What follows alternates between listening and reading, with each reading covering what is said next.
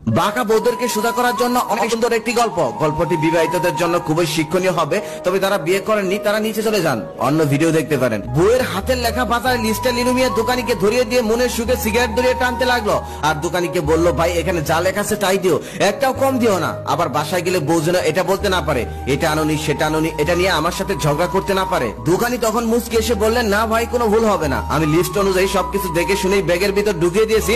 বাসায় যাওয়ার পর ভাবি সাহেব আপনার সাথে ঝগড়া করার কোনো সুযোগই পাবে না। নীলু সাহেব তখন বলল, তাই দাও ভাই তাই দাও, বিয়ে তো করোনায় বাইসা গেছো, বিয়ে করলে বুঝবা বইয়ের কথার বাইরে গেলে কেমন জ্বালা। দোকানি তখন দাঁত কিলিয়ে বলতে লাগলো, কি যে বলেন ভাই, আমার তো এই মাসেই বিয়ে ঠিক হয়েছে, আমি সামনে মাসেই বিয়ে করতেছি, আমার জন্য দোয়া করেন। নীলু সাহেব তখন আফসোস করে বলতে লাগলো, কি সুখের জীবনটা সাইরা দুঃখের জীবনে পা রাখতে যাইতেছো, আর কিছুদিন সুখের জীবনে থাকতে পারতা। আমার মনে হয় তোমাদের সুখের জীবনে থাকতে ভূতে কিলায়, বিয়ের পর বুঝবা মাসের কয়দিন। দোকানি তখন লাজুক এসে বলল, বন্ধুরা সবাই বিয়ে করে ফেলেছে, তারা বউ নিয়ে চোখের সামনে ঘুরে বেড়ায়, এগুলো দেখে আমার সহ্য হয় না, আমার নিজেকে এতিম এতিম লাগে, তাই তো অনেক কষ্ট করে বাবা মাকে জোর করে ধরে বিয়ের জন্য রাজি করালাম। তাছাড়া আমার বন্ধু বান্ধবরা তো বউ নিয়ে অনেক সুন্দর সুন্দর গল্প করে, তারা তো বউ নিয়ে অনেক সুখী, বউ নিয়ে তারা কত মজা মজার গল্প শোনায়, আর আপনি এগুলো কি বলতেছেন। নীলু মিয়া তখন উত্তরে বললেন, বন্ধুরা শুধু বউ নিয়ে মজার গল্পই বলে, সাজার গল্প কিছু বলে না। ঠিক আছে বিয়েটা একবার করো তারপরেই বুঝতে পারবা। নীলু মিয়া তখন মনে মনে ভাবতে লাগলো, আমার বউয়ের মতো যদি বউ কপালে পড়ে